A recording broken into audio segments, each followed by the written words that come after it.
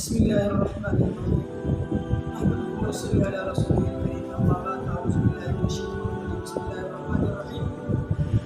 جیسے کہ آپ لوگوں نے کل سورۃ الفاتحہ کی ابتدا کچھ باتیں سنی، آج ہم الحمدللہ رب العالمین الرحمن الرحیم مالک یوم الدین اس 2-3 آیات کی مبارکہ کا ترجمہ کریں گے اور اس کے ضمن میں تھوڑی سی باتیں کریں گے. سب سے پہلا ترجمہ الحمدللہ رب العالمین، سب تعریف اللہ تعالیٰ کے لیے ہے جو تمام جہانوں کے پالنے والا ہے. الرحمن الرحیم، بڑا مہربان نہایت رحم کرنے والا ہے.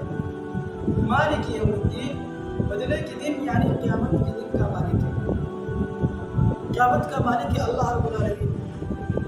اب الحمد میں علماء نے کچھ باتیں لکھی ہیں کہ الحمد میں جو نام ہے استغراق یہ اختصاص کے لیے ہے، یعنی تمام تعریفیں اللہ کے لیے یا اس کے لیے خاص ہے، اللہ تعالیٰ کے لیے ہے یا اللہ کے لیے خاص ہے، کیونکہ تعریف کا اصل مستحق اور سزاوار صرف اللہ تعالیٰ کے ساتھ ہے. اور کسی کے اندر کوئی خوبی حسن یا کمال ہو تو وہ بھی اللہ تعالیٰ کا پیدا کرتا ہے، اس لیے ہم تعریف کا مستحق بھی اللہ تعالیٰ ہے.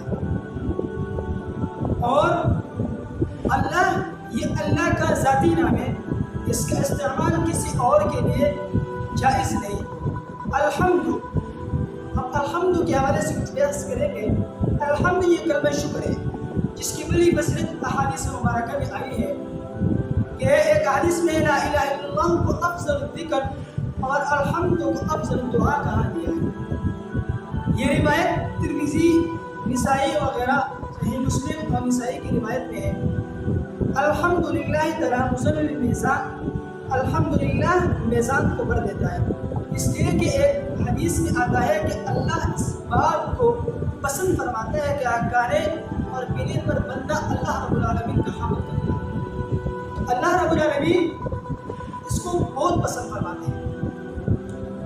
رب اللہ تعالیٰ کے اسماء حسنہ میں سے ہے جس کے معنی ہے کہ ہر چیز کو پیدا کر کے اس کی ضروریات مہیا کرنے اور اس کو تکمیل تک پہنچانے والا.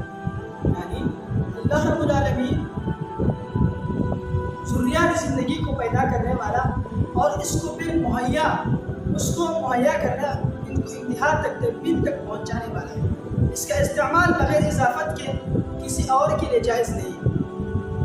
عالمین، عالم جہان کی جمع ہے. ویسے تو تمام خلائق کے مجموعے کو عالم کہا جاتا ہے، اس لیے اس کی جمع نہیں رہ جاتی، لیکن یہاں اس کی ربوبیت کاملہ کے اظہار کے لیے عالم کی بھی جمع لائی گئی ہے، جس سے مراد مخلوق کے الگ الگ جنسیں ہیں.